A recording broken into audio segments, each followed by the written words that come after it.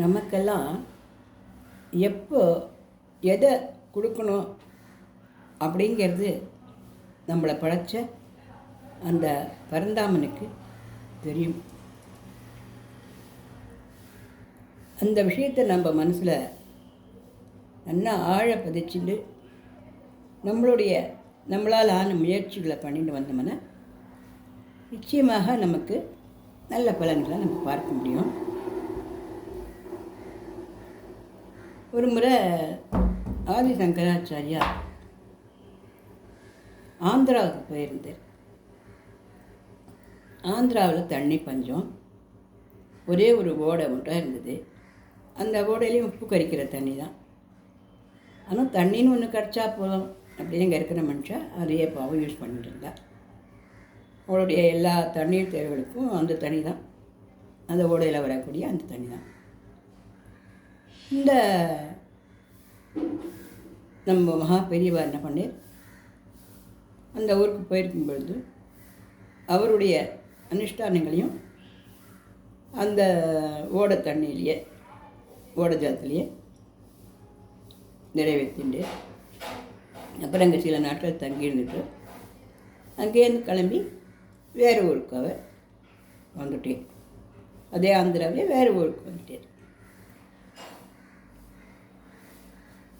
வேறு ஊருக்கு வந்ததும் அந்த இடத்துல இருக்கிற தண்ணி சாதாரணமாக நல்ல தண்ணியாகவே இருந்தது. அங்கே அவர் எல்லாருக்கும் அனுகிரகம் பண்ணிட்டு இருந்துட்டு இருந்தேன். அப்போ திடீர்னு இப்போ முதல்ல இருந்தேன் ஒரு கிராமத்தில் ஓடை தண்ணி இருந்தது.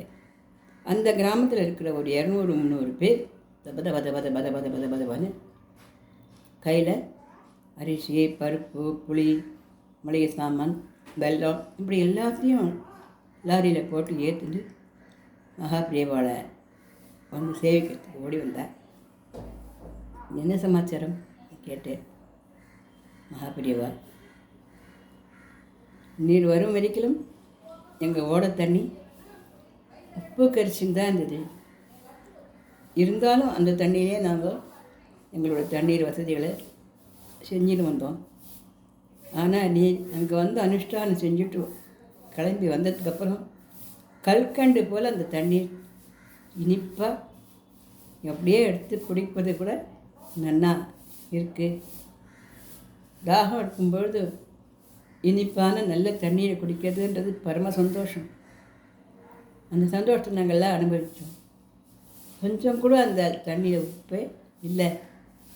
இவ்வளோ தூரம் நீங்கள் அனுகிரகம் பண்ணிவிட்டு நீங்கள் வந்துக்கோங்கோ, உங்களால் மட்டும்தான் அது நடக்கும். இதுக்கு உங்களுக்கு ஏதாவது நாங்கள் கொடுக்கணும்னு ஆசையாக இருந்தது.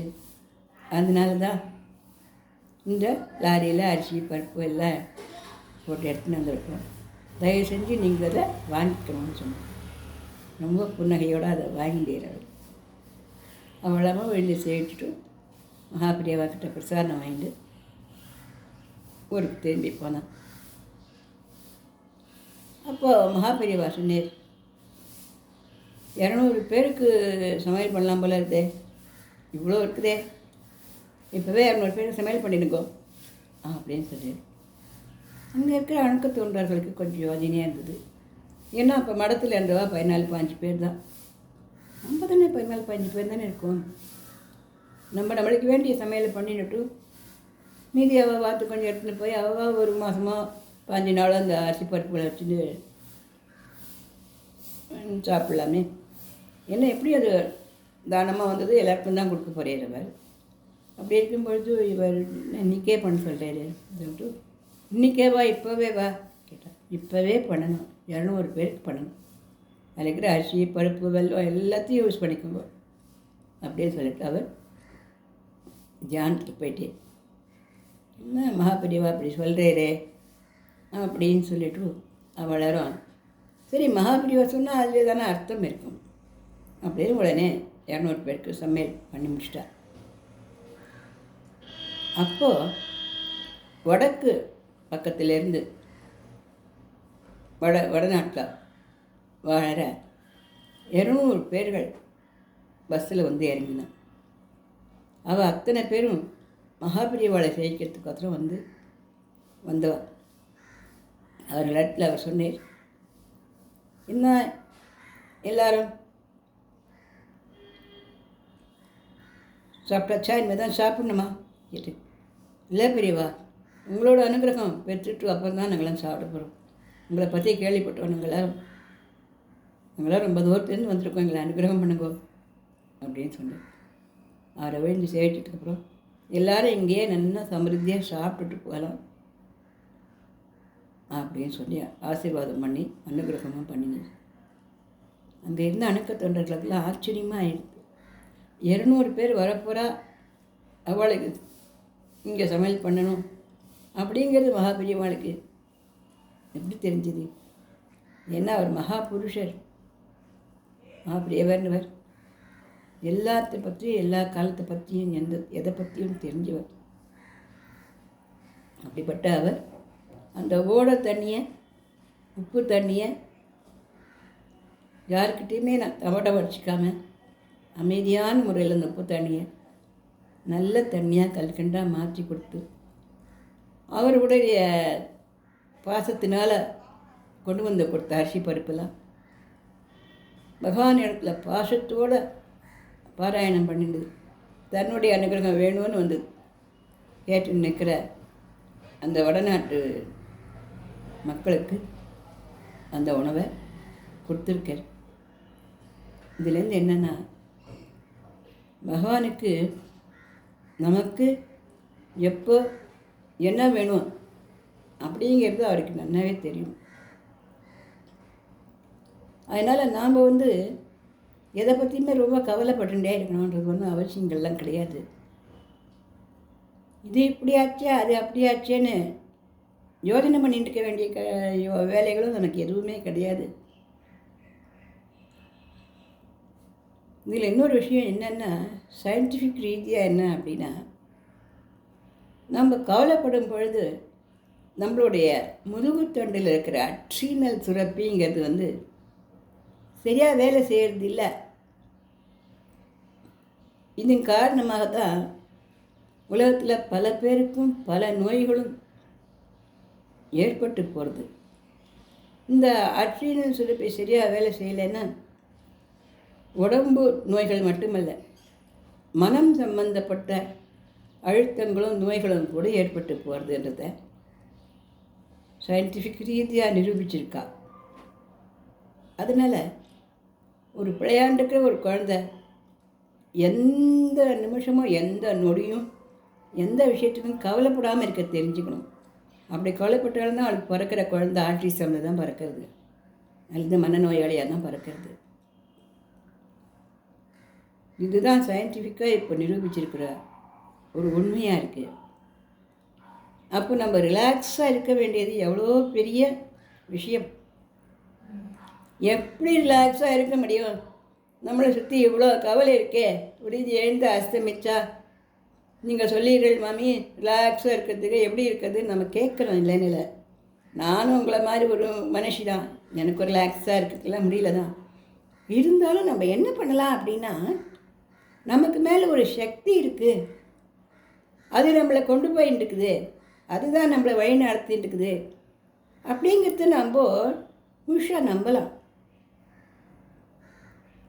ஏன்னா பல சமயங்களில் நம்மளே இதை நம்ம எல்லாருமே இதை வாழ்க்கையில் நான் உணர்ந்திருப்போம். ஒன்றா பிள்ளையார் கோயிலுக்கு போயிட்டு சாயங்காலம் மழை லேசாக தூரின்னு தானே இருக்குன்னு பிள்ளையார் கோயிலுக்கு போயிட்டேன். என் வீட்டிலேருந்து கொஞ்சம் தூரம் பிள்ளையாருக்கு நடந்தான் போனேன். ஒரு நாய் என் பின்னாடியே வந்தது. எனக்கு இந்த நாய்க்கு இருந்தால் கொஞ்சம் பயம், கொஞ்சம் பிடிக்காது. அந்த நாக்கு நீட்டு அது பிடிக்காது. என்னமோ நாய்னா நம்ம பிடிக்காது, அதுவும் இறைவன் படைப்பு தானே. சின்ன கல்லை எடுத்து அடிக்கிறதுக்கு போனேன். அப்படியே மனசு கொஞ்சம் இறக்கமாக இருந்துச்சு. பாவம் அது எந்தத்துக்கு அடிக்கிறது, அது பட்டுக்கு வந்துட்டு போகிறது அப்படின்னு நினச்சினேன். அதுவும் என்னோட தலைப்பை பிடிச்சி நக்கி நக்கி இழுக்கிற மாதிரி வந்தது.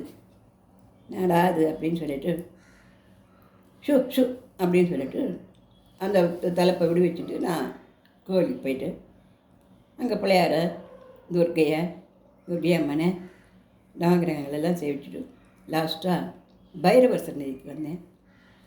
அங்கே அந்த பைரவருக்கு நாய் தான் அவருடைய வாகனமாக இருந்தது. அங்கே மிளகு போட்ட தயிர் சாதம், மம்மி பிரசாதம் அப்படின்னு சொல்லிட்டு யாரை கொடுத்தா தொன்னையில் அதை வாங்கிட்டேன். அப்போது அந்த பைரவரை பார்த்துட்டு, பைரவர் என்னதான் பைரவர் காடு அப்படின்னு நினச்சின்னா கூட நம்மளுடைய மனுஷ கோண புத்தி குயர்த்தி புத்தி என்ன பண்ணுறது, நம்மளை துரத்திட்டு வந்த நாயை பற்றி தானே வரணும் பண்ணுறது. எப்படி நாயை போய் காடா வச்சுருவார், கொஞ்சம் நல்ல பிராணியை காடா வச்சுக்கூடாது நம்ம நினச்சினேன். நினச்சிக்கலாம் தப்புன்னா தெரியும், இருந்தால் கூட நம்ம நினச்சினேன். அப்புறம் தொன்னையில் அந்த தயிர் சாதத்தை எடுத்துட்டு கோவில் விட்டு வழியில் வரலான்னு பார்த்தா நிறைய பேர் கோவிலே இருந்தா. ஏன்னா அவ்வளோ மழை கொட்டிருந்தது ஜோன்னு. எனக்கு நாழி அடைப்பது வீட்டுக்கு போகணுமே அப்படின்னு ஒரு அவசரம் இருந்தது. அதனால் சரின்னு தலைப்பு எடுத்து தலையில் அப்படியே போட்டுட்டு சுட்டுட்டு விடுகடன்னு போனேன். அப்போ தவறாமல் எனக்கு பின்னாடி துரத்திட்டு வந்தது அந்த நாய். அது கோவில் வாசலில் நின்றுந்தது போல இருக்குது. திருப்பி என் தலைவை பிடிச்சி இழுத்துது. சூழ்நிலை அங்கே ஒரு ஷெட்டு இருக்குது, அதுக்கு கீழே போய் நின்றுட்டேன். ஆனால் அந்த நாயும் என்னை விடலை, என் தலை பிடிச்சி இழுக்கிறது. நான் நினச்சிட்டேன் ஒரு உலக பசியோ நம்ம என்ன நம்ம கையில் வேறு தொன்னையில் நம்ம வச்சுருக்கோம். ஆனால் அது பிரசாதம், அது எல்லாத்தையும் நாய்க்கெல்லாம் போடக்கூடாது, அது நம்மளுக்கு. ஆனால் நாய்க்கு பிஸ்கட் வாங்கி தரலாமே அப்படின்னு சொல்லிட்டு அந்த ஷெட்டை விட்டு எதில் கடை இருந்தது. அந்த கடையில் பார்த்தா நிறைய கும்பல். அங்கே போய் ஒரு பிஸ்கட் வாங்கினா அதுவும் என் பின்னாடியே வந்தது. அந்த எதிர் கடைக்கீழே அதை உட்காந்துட்டு நான் அப்படின்னு பண்ணி உட்காந்துட்டு இருந்தது. சரின்னு அந்த பிஸ்கட்டை வாங்கி அந்த பாக்கெட்டை பிரித்து அது எதிர சின்னதாக ஒரு காயத்தை போட்டு அதில் கொட்டினேன். அது என்ன சாப்பிட்டு இருந்தது. அப்போ தான் அந்த நிகழ்ச்சி நடந்தது. நான் நின்றுட்டு இருந்தேன்ல ஷெட்டு, அது டமால்னு விழுந்தது கீழே. மேலே அந்த களை உடஞ்சி அது மேலே விழுந்து அந்த ஷெட்டு உடஞ்சி சுக்குநூறு ஆச்சு. அங்கே நின்று அத்தனை பேரும் சொன்னான், மாமி 2 நிமிஷத்துக்கு முன்னாடி நீங்கள் அங்கே வரலன்னா அவ்வளோதான், அவங்களுக்கு என்ன ஆயிருக்குமோ, நாங்களே இங்கே உங்களை கூப்பிடணும்னு நினச்சிட்டு இருந்தோம், அங்கே போய் நிற்கிறீங்களா அந்த ஷெட்டு கடையில் போய் இவ்வளோ மழையிலேன்னு அப்படின்னு ஆச்சரியப்பட்டேன். அப்போ நான் நினச்சிட்டேன், நம்மளுக்கு ஒரு நொடியும் கடவுள் நம்ம கூட துணைக்கி இருக்கார். நம்மளுடைய மனசில் வேணால் இது நாய் இது யானை அப்படின்ற வேற்றுமைகளை தான் இருக்க வழிய கடவுளுக்கு நம்ம எல்லாரும் ஒன்று தான், எந்த நிமிஷமும் அவர் நமக்கு துணைக்கி இருக்க அப்படின்றத என் மனசுக்கு அப்போ தோணித்து. அப்போது அந்த பிஸ்கெட் சாப்பிட்டுருந்த நாய் எனக்கு நாயாக தோணலை. அங்கே பைரவ சேவிச்சேன் பாருங்க, அந்த கடவுளாகவே என்னோடய கண்ணுக்கு அது தெரிஞ்சுது. உண்மைதானே? அந்த ஷெட்டு எழுஞ்சி என் தலையில் விழுந்திருந்தா நான் தலைப்பா நீங்கள் பேசிட்டு இருக்க முடியுமா இல்லையா? அதனால் நம்மளை எப்போவும் எந்த நொடியும் எந்த நிமிஷமும் நம்மளை காப்பாற்றுறதுக்கோ நம்மளை வழி நடத்துறதுக்கோ நம்மளை அழைச்சிட்டு வரத்துக்கோ நிச்சயமாக அந்த பரந்தாமன் அந்த கடவுள் இருக்கார் அப்படிங்கிறத நாம் நிச்சயமாகவே நம்பலாம். இந்த மாதிரி சந்தர்ப்பங்கள் உங்களுடைய வாழ்க்கையிலேயே நிறைய நடந்துடும், யோசனை பண்ணி பார்த்தோம்னாக்க. அதனால் யாரும் எதுக்குமே கவலைப்பட வேண்டாம். எதுவுமே நம்ம கையிலே இல்லை, ஆனால் முயற்சி பண்ணுறது மட்டும் நம்ம கையில் இருக்குது. எதுவுமே நம்ம கையில் இல்லை அப்படின்னு சொல்லி கையை கட்டின்னு வாய் பார்த்தின்னு உக்காந்துட்டு இருந்தால் என்ன வேலை நடக்கும்? ஒரு காஃபி வேணும்னா கூட மேன் போய் போட்டால் சாப்பிட முடியும் இல்லையா? அதனால் அந்த உழைப்பையும் அந்த முயற்சியும் நம்ம கொடுக்கணுமே இல்லையா?